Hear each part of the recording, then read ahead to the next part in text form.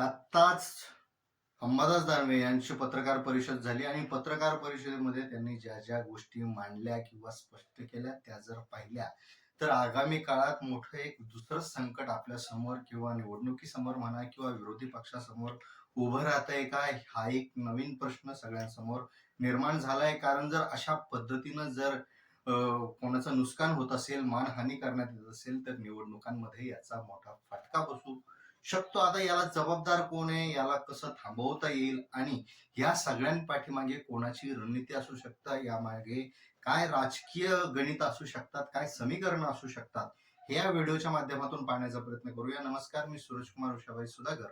आपण पाहत आहात बोल बिनधास्त. आता गेल्या काही दिवसांपासून म्हणजे जवळपास जेव्हापासून महाविकास आघाडीचा उमेदवार छत्रपती संभाजीनगरमध्ये द्यायचं ठरवलं तेव्हापासून इथले दोन नावं मोठे चर्चेत होते. ते म्हणजे अंबादास दानवे आणि दुसरं नाव म्हणजे चंद्रकांत खैरे. आता चंद्रकांत खैरे यांना शेवटी तिकीट मिळालं. कदाचित ही त्यांची शेवटची निवडणूक असू शकते, म्हणूनही त्यांना पसंती दिली गेली असावी. बरेच त्याच्या पाठीमागे तर्क आहेत, त्यावर आपण वेगळा व्हिडिओ करणार आहोत. पण सध्या तरी यावर आपण लक्ष देऊया की अंबादास दानवे हे कुठेतरी नाराज होते असे बोललं जातं. पण त्यांनी जी भूमिका स्पष्ट केली की मी कालपर्यंत नाराज होतो, म्हणजे जोपर्यंत तिकीट फिक्स होत नाही तोपर्यंत नाराज असणं एक वेगळी गोष्ट आहे आणि त्याच्यानंतर पक्षानं दिलेला आदेश मानणं ही वेगळी गोष्ट आहे, हे त्यांनी स्पष्ट केलं. पण हे स्पष्ट करण्याच्या अगोदरचे जे काय 3-4 दिवस होते, विशेष म्हणजे कालचा दिवस जो होता तो दिवसभर, रात्री आणि आज सकाळी ज्या काही बातम्या अंबादास दानवे यांच्याबद्दल चालल्या की ते आता अगोदर शिंदे गटात जाणार, शिंदे गटानंतर भाजपामध्ये जाणार, इतक्या वाजता जाणार, 10 वाजता जाणार, 10:30 वाजता जाणार, 11 वाजता जाणार, असे टायमिंग ठरलेले होते. ते वर्षावर दाखल झाले. अशा वेगवेगळ्या बातम्या सुरू झाल्या आणि ठाकरे गटात कुठेतरी चिंतेचं वातावरण पाहायला मिळालं.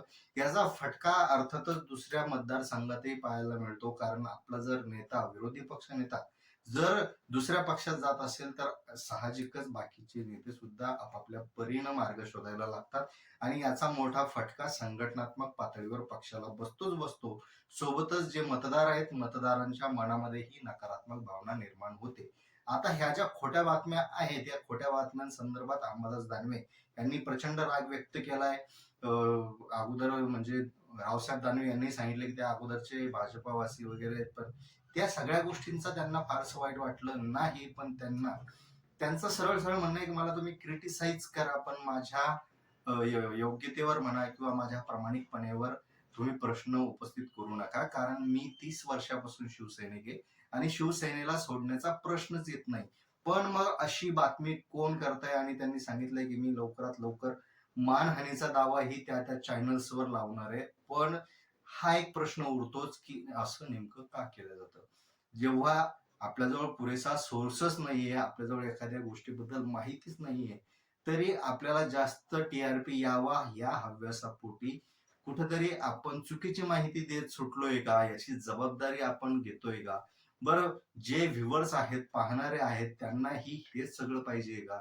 कारण त्यांना जर हे काही दिलं नाही तर तेही चॅनल बदलतात असे पाहायला मिळतात. म्हणजे आपल्याला फक्त अप्रामाणिकपणा, मसाला हे सगळं पाहायची सवय झाली आहे.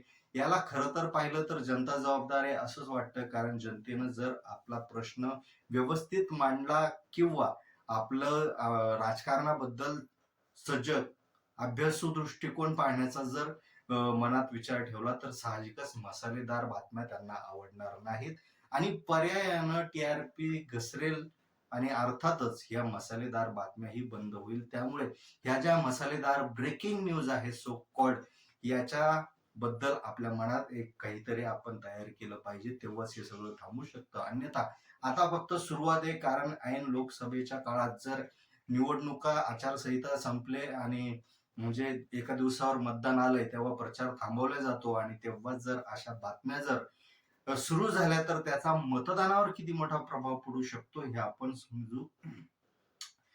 समजू शकता. त्यामुळं मला असं वाटतं की बातम्या देताना आपल्याजवळ सोर्स नसेल तर त्या देऊच नये. पण जनतेनंही अशा बातम्या किती खऱ्या आहेत, किती खोट्या आहेत या तपासाव्यात. व्हॉट्सअपवर शेअर करण्या अगोदर स्वतःच्या मनाला काही प्रश्न विचारावेत, हेही गरजेचं आहे. कारण हे फक्त आपली एक फॉरवर्ड बटन टच करणं नाहीये, तर आपल्या लोकशाहीला कुठेतरी काळिमा फासवण्यात आपलाही हातभार आहे का, ही एक गोष्ट आहे. आणि त्यात आपला हातभार, आपला हस्तक्षेप असणं बिलकुल मान्य नाहीये. आपल्याला याबद्दल काय वाटतं कमेंटमध्ये नक्की सांगा.